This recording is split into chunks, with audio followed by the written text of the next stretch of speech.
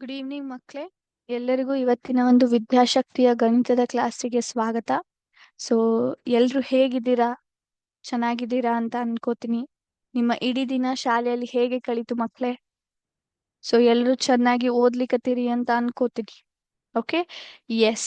So ನಾವು ನಮ್ಮ ಇವತ್ತಿನ ಒಂದು ಕ್ಲಾಸನ್ನ ಪ್ರಾರಂಭ ಮಾಡುವ ಮುಂಚೆ ಇವತ್ತಿನ ಒಂದು ಮೋಟಿವೇಶನ್ ಕೋಟ್ ನ ನೋಡ್ಕೊಂಡ್ಬಿಡೋಣ ಅಂತ. ಎಲ್ರಿಗೂ ನನ್ನ ಸ್ಕ್ರೀನ್ ಕಾಣ್ಲಿಕ್ಕತ್ತದ? ಓಕೆ. ಸೊ ನಮ್ಮ ಮೋಟಿವೇಶನಲ್ ಕೋಟ್ ಏನಂತ ಹೇಳಲಿಕ್ಕತ್ತದ? Calm is a superpower, don't let stress kill your happiness.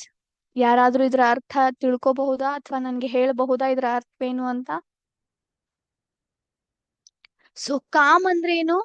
ಸಮಾಧಾನದಿಂದ ನಮ್ಮ ಮನಸ್ಸನ್ನ ಇಟ್ಕೊಳ್ಳುವಂತ ಒಂದು ಶಕ್ತಿ, ಹೌದಾ? ಸೊ ಸಮಾಧಾನ ಇರುವುದು ಏನು ಒಂದು ದೊಡ್ಡ ಶಕ್ತಿ. ಎಲ್ರಿಗೂ ಪ್ರತಿಯೊಂದು ಒಂದು ಸಿಚುವೇಶನ್ ಅಲ್ಲಿ ಸಮಾಧಾನ ಇರ್ಲಿಕ್ಕೆ ಆಗೋದಿಲ್ಲ. ನೀವು ಕೆಲವೊಬ್ರನ್ನ ಗಮನಿಸಿರ್ತೀರಿ, ಬಹಳ ಬೇಗ ಅವರಿಗೆ ಸಿಟ್ಟು ಬರ್ತಿರ್ತದ. ಆ ಸಿಟ್ಟಿನಲ್ಲಿ ಏನೇನೋ ಮಾತಾಡ್ತಿರ್ತಾರೆ, ಹೌದಾ ಇಲ್ವೋ? ಆಮೇಲೆ ಬಹಳ ಯಾವುದೇ ಒಂದು ಟೆನ್ಷನ್ ಆಗ್ಲಿ ಅಥವಾ ಯಾವುದೇ ಒಂದು ಡಿಫಿಕಲ್ಟ್ ಟಾಸ್ಕ್ ಅಂತ ಬಂದಾಗ ಬಹಳ ಸ್ಟ್ರೆಸ್ ತಗೋತಾರೆ, ಚಿಂತೆ ಬಹಳ ಮಾಡ್ತಿರ್ತಾರೆ, ಹೌದಾ? ಅದು ಏನಾಗುತ್ತೆ, ನಿಮ್ಮ ಖುಷಿಯನ್ನ ಕೊಲ್ಲುತ್ತೆ. Don't let stress kill your happiness. ನಮ್ಮ ಖುಷಿಯನ್ನ ನಮ್ಮ ಚಿಂತೆ ಮೂಲಕ ಅದನ್ನ ನಾವು ಸಾಯಿ ಹೊಡಿಬಾರ್ದು, ಹೌದಾ?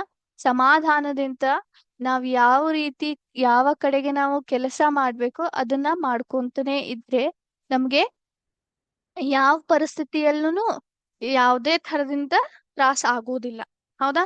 ಈಗ ನೀವು ಎಕ್ಸಾಮ್ ನಾಳೆ ಇದೆ ಅಂದ್ರೆ ಹಿಂದಿನ ದಿನ ಓದ್ಲಿಕ್ಕೆ ಕೂತ್ರ ಅದು ತ್ರಾಸ ಆಗೇ ಆಗ್ತದ. ನಿಮಗ್ ಟೆನ್ಷನ್ ಆಗುದೆ, ಹೆದರಿಕೆ ಬರುದೆ, ಹೌದೋ ಇಲ್ಲೋ? ಅದೇ ಎಕ್ಸಾಮ್ ಬರೋಕಿನ 1 ತಿಂಗಳು 2 ತಿಂಗಳು ಮುಂಚೆ ನೀವು ಓದ್ಲಿಕ್ಕೆ ಸ್ಟಾರ್ಟ್ ಮಾಡಿದ್ರೆ ಏನಾಗುತ್ತೆ ನಿಮ್ಗೆ?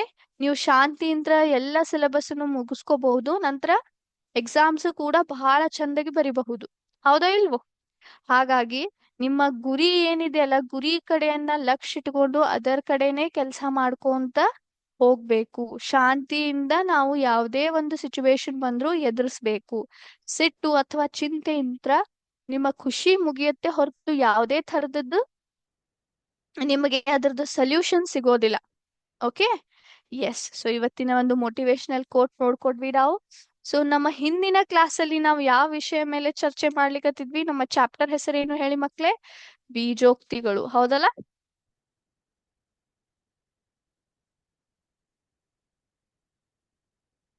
ಎಸ್. ಸೊ ಬೀಜೋಕ್ತಿ ಮೇಲೆ ಈಗಾಗ್ಲೇ ಹೋದ ಕ್ಲಾಸ್ ಅಲ್ಲಿ ನಾವು ಏನು ಅನ್ನ ಕಲಿತ್ವಿ? ನಾವು ಬೀಜೋಕ್ತಿಗಳನ್ನ ಯಾವ ರೀತಿ ಸಂಕಲನ ಮತ್ತು ವ್ಯವಕಲನ ಮಾಡ್ತೀವಿ ಅಂತ ನೋಡ್ಕೊಂಡ್ವಿ, ಹೌದೋ ಇಲ್ವೋ? ನಾವು ಸಜಾತಿ ಬೀಜೋಕ್ತಿಗಳಿದ್ರೆ ಅಂದ್ರೆ ಸಜಾತಿ ಪದಗಳು ಹೊಂದಿದ್ದಂತ ಬೀಜೋಕ್ತಿಗಳಿದ್ರೆ ಮಾತ್ರ ಅವನ್ನ ನಾವ್ ಏನ್ ಮಾಡ್ಬೋದು? ಕೂಡಿಸಬಹುದು, ಕಳಿಬಹುದು, ಹೌದಾ? ಸೊ ಅದ್ರ ಮೇಲೆ ಮತ್ತೊಂದು ಇವತ್ತಿನ ಒಂದು ಕ್ಲಾಸ್ ಅಲ್ಲಿ ಮತ್ತೊಂದು ಒಂದು ಪ್ರಶ್ನೆ ಸಾಲ್ವ್ ಮಾಡ್ತೀನಂತೆ. ಓಕೆ, ನಾನ್ ನಿಮ್ಗೆ ಕೊಡ್ತೀನಿ, ನೀವು ಮಾಡ್ರಿ, ಅದಾದ್ಮೇಲೆ ನಾನ್ ಮಾಡ್ತೀನಂತೆ. Okay. 30 AB, 30 AB plus 12B plus 14A ಇಂದ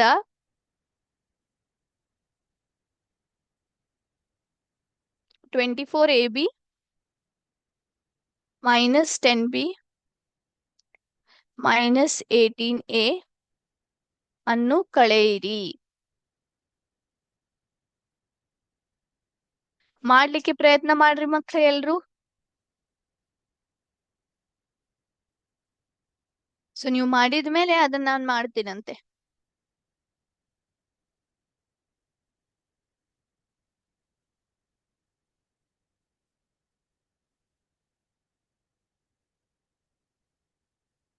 ಎಸ್, ಮಾಡಿದ್ರಾ? ಓಕೆ, ನಾನ್ ಮಾಡ್ಲಾ ಈಗ? ಈಗ ಏನ್ ಹೇಳ್ಲಿಕತ್ತಾರೆ ಅಂದ್ರೆ, ಈ ಒಂದು ಏನ್ ಆ ಬೀಜೋಕ್ತಿ ಇದೆಯಲ್ಲ,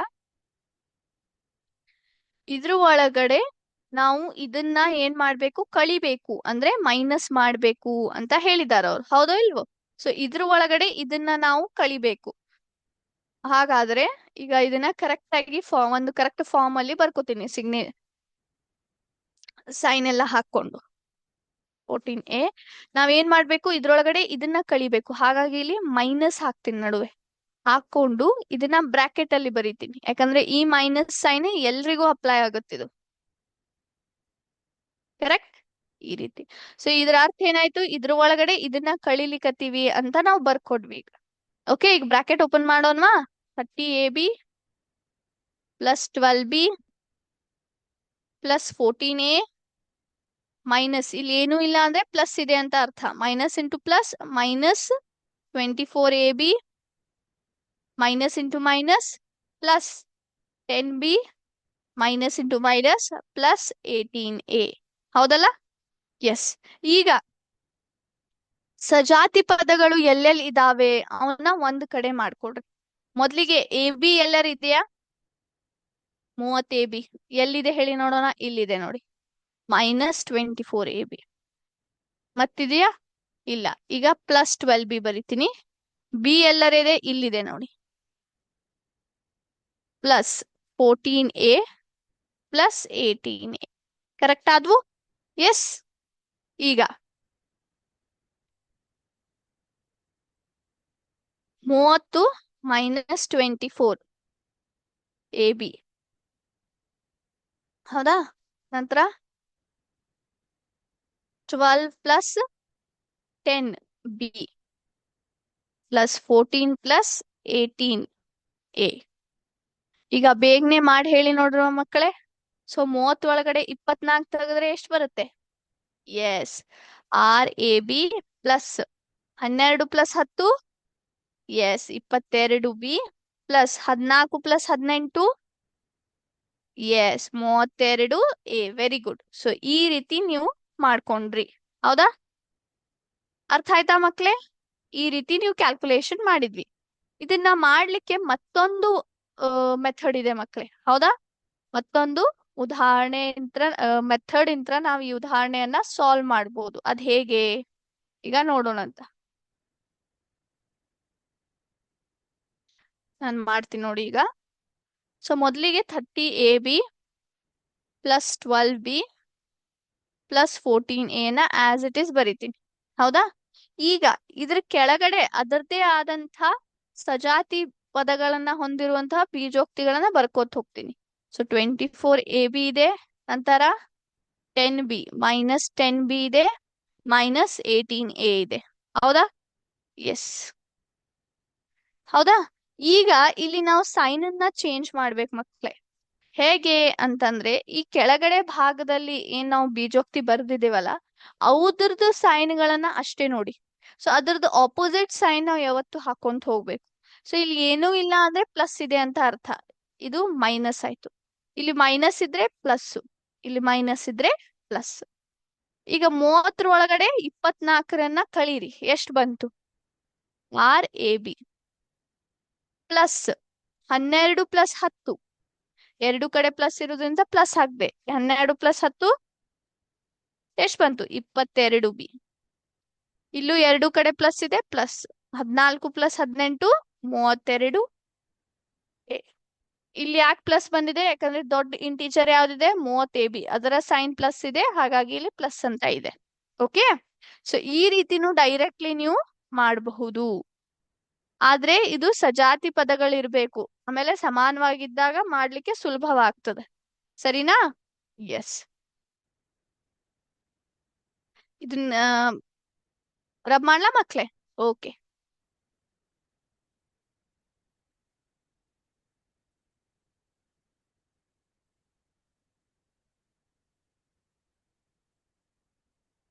ಈಗ ಮುಂದಿನ ವಿಷಯಕ್ಕೆ ಹೋಗೋಣ. ಅದೇನಂತಂದ್ರೆ, ಒಂದು ಬೀಜೋಕ್ತಿಯ ಬೆಲೆಯನ್ನು ಕಂಡುಹಿಡಿಯುವುದು. ಒಂದು ಬೀಜೋಕ್ತಿಯ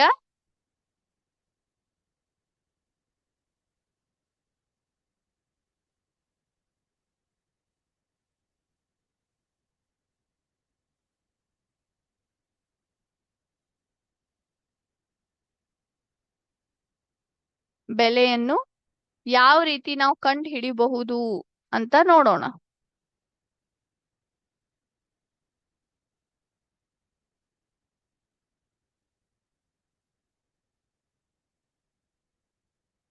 ಓಕೆ. ಈಗ ಉದಾಹರಣೆಗೆ ನಾನಿಲ್ಲಿ ತಗೋತೀನಿ. ಎಕ್ಸ್ ದ ಮೌಲ್ಯ 2 ಅಂತ ಇದ್ದಾಗ x+4 ಮೌಲ್ಯವನ್ನ ಕಂಡುಹಿಡಿರಿ ಅಂತ ಹೇಳಿದ್ದಾರೆ.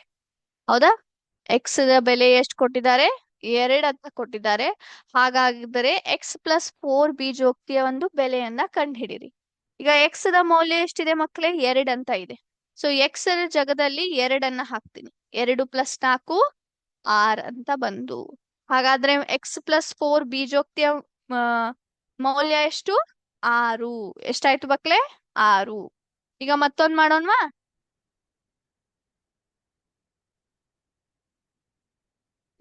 ದ ಮೌಲ್ಯ -2 ಅಂತ ಇದ್ದಾಗ 5n² ಮೌಲ್ಯವನ್ನ ಕಂಡುಹಿಡಿಯಿರಿ. ಹೌದಾ?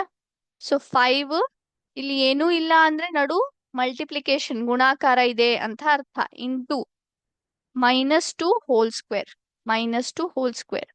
ಸೊ ಈಗ 5 ಇಂಟು -2 ಹೋಲ್ ಸ್ಕ್ವೇರ್ ಅರ್ಥ ಏನು? -2ನ 2 ಸರ್ತಿ ನಾವು ಗುಣಿಸ್ಲಿಕ್ಕತ್ತೀವಿ ಅಂತ ಅರ್ಥ. ಓಕೆ. ಈಗ 2 2s ಎಷ್ಟು ಬರುತ್ತೆ? 2 2 4. ಹೌದಾ? 4 ಮೈನಸ್ ಇಂಟು ಮೈನಸ್ ಪ್ಲಸ್ ಆಯ್ತು. ಅಂದ್ರೆ ಉತ್ತರ +4 ಅಂತ ಬಂತು. ಸೊ 5 4 ಎಷ್ಟು ಬಂತು? 20. ಉತ್ತರ ಎಷ್ಟು ಬಂತು? 20. ಹೌದಾ? 20. ಅದೇ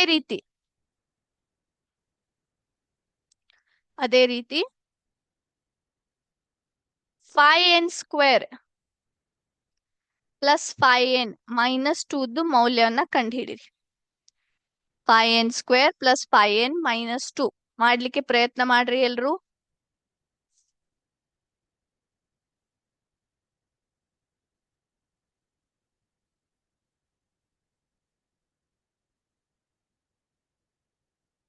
ಎಸ್ ಮಾಡಿದ್ರಾ? ಓಕೆ, ನಾನ್ ಮಾಡ್ಲಾ ಇವಾಗ?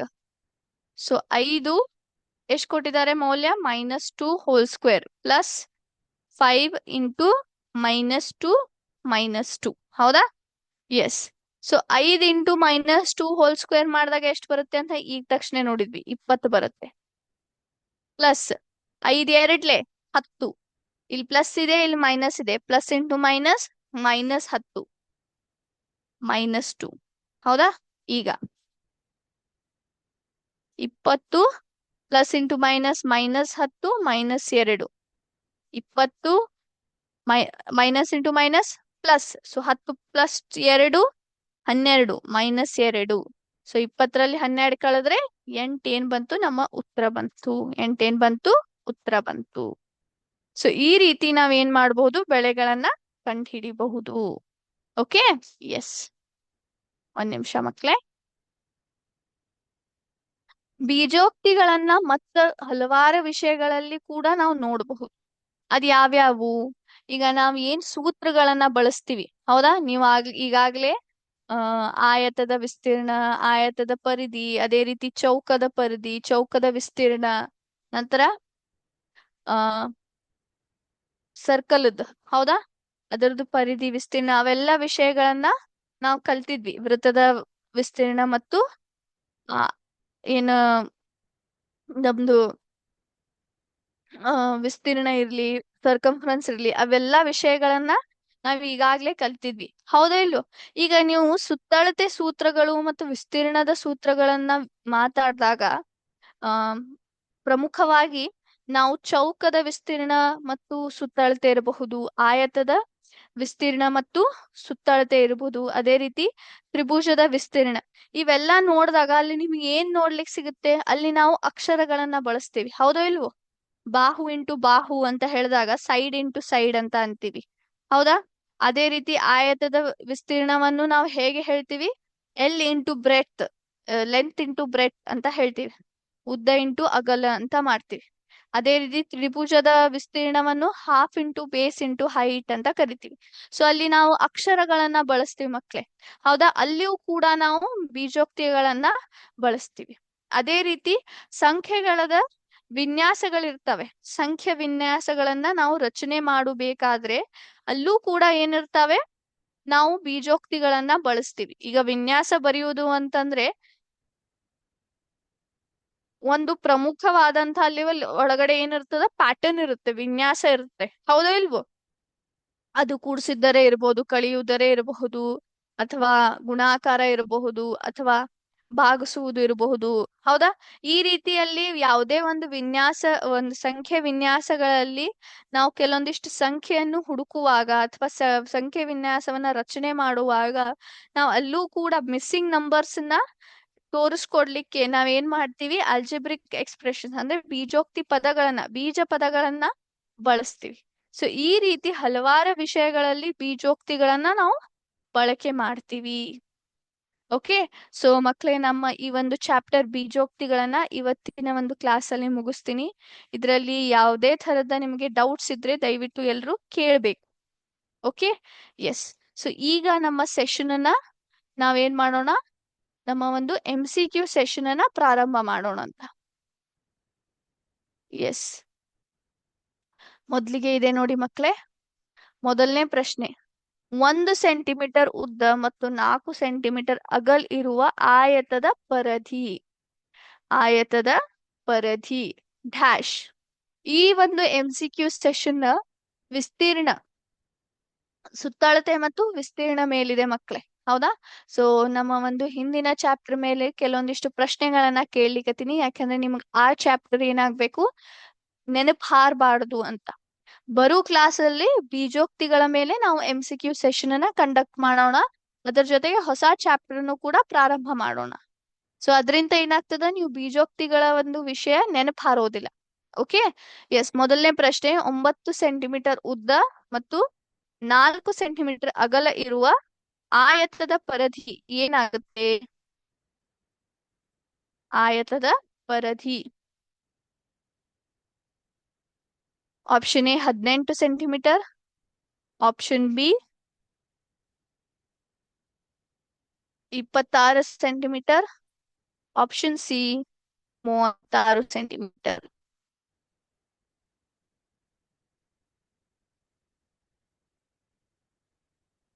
ಒಂಬತ್ತು ಸೆಂಟಿಮೀಟರ್ ಉದ್ದ ಮತ್ತು 4 ಸೆಂಟಿಮೀಟರ್ ಅಗಲ ಇರುವ ಆಯತದ ಪರಿಧಿ.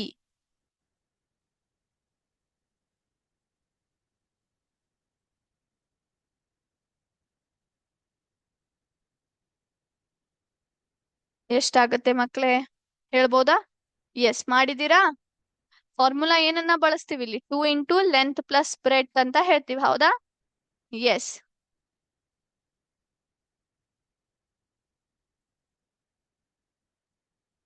Option, yes, very good. Option B ಏನಿದೆ ಕರೆಕ್ಟ್ ವಾದಂತಹ ಉತ್ತರ, 26 ಸೆಂಟಿಮೀಟರ್. ಎಸ್. ಎರಡನೇ ಪ್ರಶ್ನೆ, 5 ಸೆಂಟಿಮೀಟರ್ ಬದಿ ಇರುವ ಚೌಕದ ವಿಸ್ತೀರ್ಣ, ಚೌಕದ ವಿಸ್ತೀರ್ಣ. ಸೊ ಚೌಕದ ವಿಸ್ತೀರ್ಣ ಯಾವ ರೀತಿ ಕಂಡು ಹಿಡಿತೀರಿ ನೀವು? ಸೈಡ್ ಇಂಟು ಸೈಡ್ ಅಂತ ಹೇಳ್ತೀವಿ, ಹೌದಾ? ಏನ್ ಬರುತ್ತೆ? ಬಾಹುದ ಒಂದು ಅಳತೆ ಕೊಟ್ಟಿದ್ದಾರೆ, 5 ಸೆಂಟಿಮೀಟರ್ ಅಂತ ಹೇಳಿದ್ದಾರೆ. ಸೊ ಎಷ್ಟು ಬಂತು? 5 ಎಸ್, ಆಪ್ಷನ್ ಸಿ ಏನಿದೆ ಕರೆಕ್ಟ್ ಉತ್ತರ, 25 ಸೆಂಟಿಮೀಟರ್ ಸ್ಕ್ವೇರ್. ಮೂರನೇ ಪ್ರಶ್ನೆ, ಒಂದ್ ನಿಮಿಷ. ಎಸ್. 14 ಸೆಂಟಿಮೀಟರ್ ಆಧಾರ ಮತ್ತು 6 ಸೆಂಟಿಮೀಟರ್ ಎತ್ತರ ಇರುವ ತ್ರಿಭುಜದ ವಿಸ್ತೀರ್ಣ. ಈಗ ತ್ರಿಭುಜದ ವಿಸ್ತೀರ್ಣ ಕಂಡುಹಿಡಿಯಿರಿ ಮಕ್ಳೇ. 14 ಸೆಂಟಿಮೀಟರ್ ಬೇಸ್ ಅನ್ನ ಕೊಟ್ಟಿದ್ದಾರೆ, 30 ಸೆಂಟಿಮೀಟರ್ ಅದರ ಹೈಟ್ ಅನ್ನ, ಸಾರಿ 14 ಸೆಂಟಿಮೀಟರ್ ಅದರ ಬೇಸ್ ಇದೆ, 6 ಸೆಂಟಿಮೀಟರ್ ಅದರ ಎತ್ತರ ಇದೆ. ಸೊ ಎಷ್ಟು ಬರುತ್ತೆ? Option A 42 centimetre, option B 84 centimetre, option C 28 centimetre. ಎಷ್ಟು ಬರುತ್ತೆ? ಎಸ್, ಕರೆಕ್ಟ್ ಉತ್ತರ ಆಪ್ಷನ್ ಎ 42 ಸೆಂಟಿಮೀಟರ್. ಒಂದು ಸೂತ್ರ ಏನಿದೆ ಮಕ್ಳೇ ತ್ರಿಭುಜದ ವಿಸ್ತೀರ್ಣ ಕಂಡು ಹಿಡಿಲಿಕ್ಕೆ? Half into base into height. Base ಇದೆ 14 ಸೆಂಟಿಮೀಟರ್, ಹೈಟ್ ಇದೆ 6 ಸೆಂಟಿಮೀಟರ್. S, very good. ನಾಲ್ಕನೇ ಪ್ರಶ್ನೆ, 4 ಸೆಂಟಿಮೀಟರ್ ಉದ್ದು ಮತ್ತು 3 ಸೆಂಟಿಮೀಟರ್ ಅಗಲ ಇರುವ ಆಯತದ ವಿಸ್ತೀರ್ಣ. ಈಗ ಆಯತದ ವಿಸ್ತೀರ್ಣ ಕಂಡು ಹಿಡೀರಿ ಮಕ್ಳೇ. ಆಯತದ ವಿಸ್ತೀರ್ಣ ಯಾವ ರೀತಿ ಕಂಡು ಹಿಡಿತೀರಿ ನೀವು? ಉದ್ದ ಇಂಟು ಅಗಲ. ಸೊ ಎಷ್ಟು ಬರುತ್ತೆ? Yes, option B 33 centimetre square. 11 3 33. 5ನೇ ಪ್ರಶ್ನೆ. ಒಂದ್ ನಿಮಿಷ.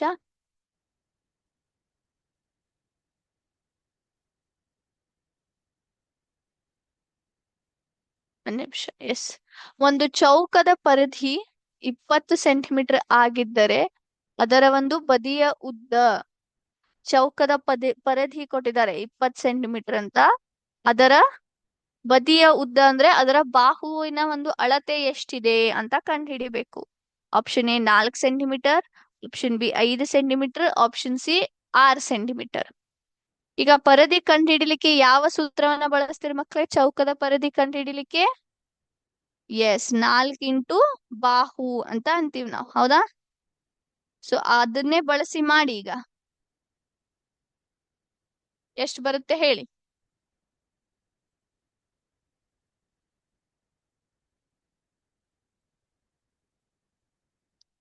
ಮಾಡಿದ್ರಾ? ಎಷ್ಟು ಬಂತು? ಎಸ್, ಕರೆಕ್ಟ್ ಉತ್ತರ 5 ಸೆಂಟಿಮೀಟರ್, ಹೌದಲ್ಲ? ಎಸ್. ಮುಂದಿನ ಪ್ರಶ್ನೆ. 6 ಸೆಂಟಿಮೀಟರ್ ಅರ್ಧವ್ಯಾಸದ ವೃತ್ತದ ಪರಿಧಿ. ಅರ್ಧವ್ಯಾಸದ ವೃತ್ತದ ಪರಿಧಿ 6 ಸೆಂಟಿಮೀಟರ್ ಅರ್ಧವ್ಯಾಸದ ವೃತ್ತದ ಪರಿಧಿ ಸುಮಾರು ಹ್ಯಾಶ್.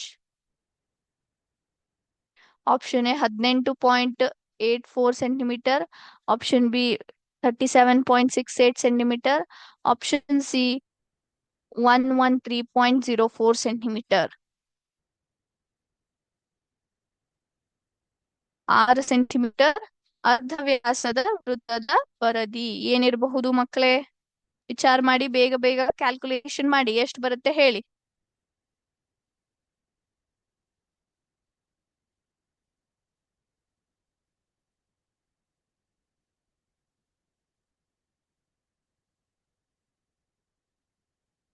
ಹೇಳ್ಬೋದಾ?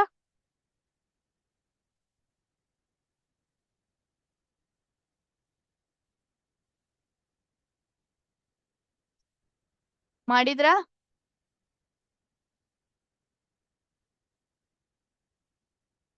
ಒಂದ್ ನಿಮಿಷ ಮಕ್ಳೇ, ಒಂದೇ ನಿಮಿಷ. ನನಗನ್ಸೋ ಮಟ್ಟಿಗೆ ಯಾವ್ದು ನೆಟ್ವರ್ಕ್ ಇಶ್ಯೂ ಆಗಿರ್ಬೇಕು. ಒಂದ್ ನಿಮಿಷ.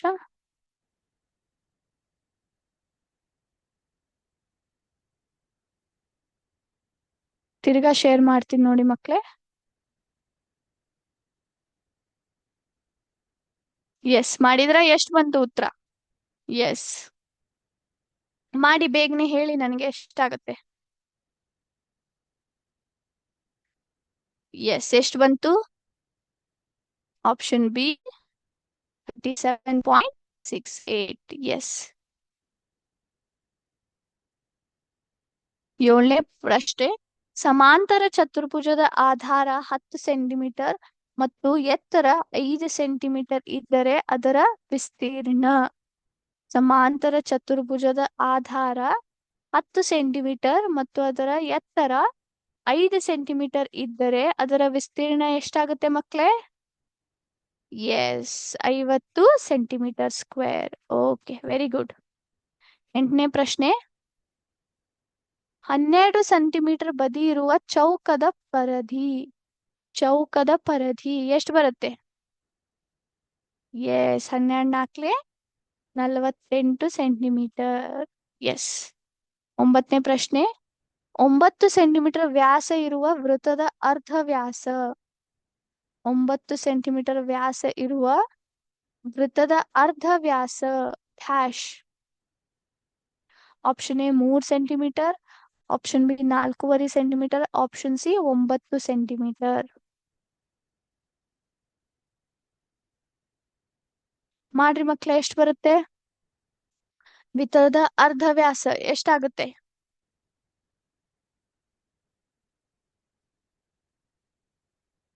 ಮಾಡಿದ್ರಾ? ಓಕೆ. 10ನೇ ಪ್ರಶ್ನೆ. ಒಂದು ಆಯತದ ವಿಸ್ತೀರ್ಣ 72 ಸೆಂಟಿಮೀಟರ್ ಸ್ಕ್ವೇರ್ ಆಗಿದ್ದು ಅದರ ಅಗಲ 8 ಸೆಂಟಿಮೀಟರ್ ಆಗಿದ್ದರೆ ಅದರ ಉದ್ದ ಎಷ್ಟಾಯ್ತು? ಆಯತದ ವಿಸ್ತೀರ್ಣ 72 ಸೆಂಟಿಮೀಟರು, ನಂತರ ಅದರ ಅಗಲ 8 ಸೆಂಟಿಮೀಟರ್ ಇದ್ದರೆ ಉದ್ದ ಎಷ್ಟಾಯ್ತು? ಮಾಡ್ಲಾನ ಮಕ್ಳೇ? ಇದು 1 ನಿಮಿಷ ನಿಮ್ಗೆ ತೋರಿಸ್ತೀನಂತೆ. ಸೊ ವಿಸ್ತೀರ್ಣ ಎಷ್ಟು ಕೊಟ್ಟಿದ್ದಾರೆ ಅವರು? 72 ಸೆಂಟಿಮೀಟರ್. ಅದರ ಒಂದು ಅಗಲ ಏನಿದೆ, ನಮ್ಗೆ ಅಗಲ ಕೊಟ್ಟಿದ್ದಾರೆ, ಉದ್ದವನ್ನ ಹುಡುಕು ಅಂತ ಹೇಳಿದ್ದಾರೆ. ಹೌದಾ? 8 ಸೆಂಟಿಮೀಟರ್ ಅದರ ಒಂದು ಅಗಲಿದೆ, ಉದ್ದವನ್ನ ನಾವು ಹುಡುಕ್ಬೇಕು. ಹೌದಾ? ಎಸ್. 1 ನಿಮಿಷ. ಈಗ 8 ಸೆಂಟಿಮೀಟರ್ ಅಂತ ಕೊಟ್ಟಿದ್ದಾರೆ. ಹೌದಾ? ಅಗಲ್ ಅಂತ ಕೊಟ್ಟಿದ್ದಾರೆ, ಉದ್ದ. ಸೊ ವಿಸ್ತೀರ್ಣ ಫಾರ್ಮುಲಾ ಏನ್ ಮಕ್ಳೇ? ಅಗಲ ಇಂಟು ಉದ್ದ ಅಂತ ಹೇಳ್ತೀವಿ ನಾವು. ಸೊ ವಿಸ್ತೀರ್ಣ 72, ಇದು ಅಗಲ ಇದೆ 8 ಇಂಟು ಉದ್ದ ನಮಗೆ ಗೊತ್ತಿಲ್ಲ. ಸೊ ಇಲ್ಲಿ ಗುಣಾಕಾರ ಇದೆ, ಈ ಕಡೆ ತಂದ್ರೆ ಏನಾಗುತ್ತೆ ಅದು? 78 ಡಿವೈಡೆಡ್ ಬೈ 8 ಅಂತ ಆಗುತ್ತೆ. ಹೌದಾ? ಸೊ ಉದ್ದ 8 ಅಂದ್ಲೆ 8 9. ಸೊ ಉದ್ದ ಎಷ್ಟು ಬರುತ್ತೆ? 9 ಸೆಂಟಿಮೀಟರ್. ಚೆಕ್ ಮಾಡೋಣ ಕರೆಕ್ಟ್ ಇದೆ ಇಲ್ಲ ಉತ್ತರ. ಎಸ್, ನೋಡೋಣ. 1 ನಿಮಿಷ ನನ್ನ ಸ್ಕ್ರೀನ್ ಅನ್ನ ಶೇರ್ ಮಾಡ್ತೀನಿ ನೋಡಿ. ಎಸ್. ಸೊ ಇದು ಕೂಡ 9 ಸೆಂಟಿಮೀಟರ್. Yes, option B.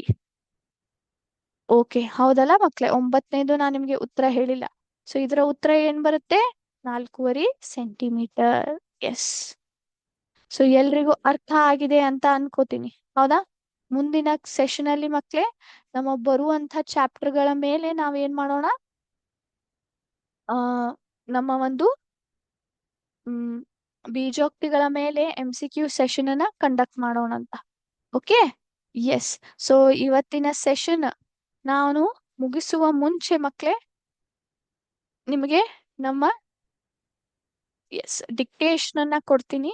ಬೇಗನೆ ಎಲ್ರು ಶಬ್ದಗಳನ್ನ ಬರಿಬೇಕು. ಡಿಕ್ಟೇಷನ್.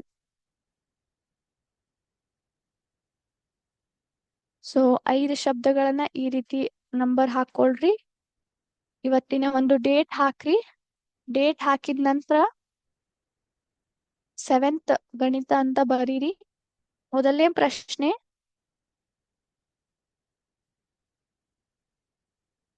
ಮೊದಲನೇ ಶಬ್ದ ಪರಿಗಣಿಸಿ. ಮೊದಲನೇ ಶಬ್ದ ಪರಿಗಣಿಸಿ. ಪರಿಗಣಿಸಿ. ಪರಿಗಣಿಸಿ.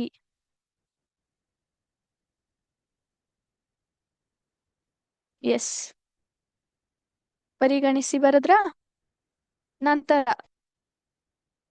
ವ್ಯಾಸ. ವ್ಯಾಸ. ವ್ಯಾಸ. ಸುತ್ತಲೂ. ಸುತ್ತಲೂ. ಮೂರನೇ ಶಬ್ದ ಸುತ್ತಲೂ. ಸುತ್ತಲೂ. ಬದಿ. ಬದಿ. 4ನೇ ಶಬ್ದ ಬದಿ. 5ನೇ ಶಬ್ದ ಚಿತ್ರ. ಚಿತ್ರ. ಚಿತ್ರ. ಮೊದಲನೇ ಪ್ರಶ್ನೆ ಪರಿಗಣಿಸಿ.